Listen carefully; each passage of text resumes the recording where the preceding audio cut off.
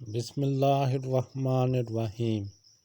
انوکھا عمل رزق کا بزرگان دین کا خاص عمل۔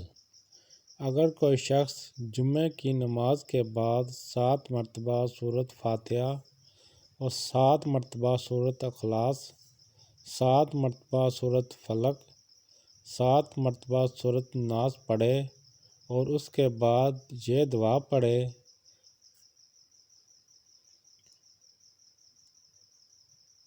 یہ دعا بھی 7 مرتبہ پڑھے تو اللہ تعالیٰ اس انسان کو اپنے علاوہ کسی دوسرے کا محتاج نہ کریں گے اور اس کے لیے وہاں سے رزق حاصل کرنے کا سامان عطا کریں گے جہاں سے اس کا گمان بھی نہ ہوگا، وہاں سے بھی جہاں سے اس کا گمان نہ ہوگا۔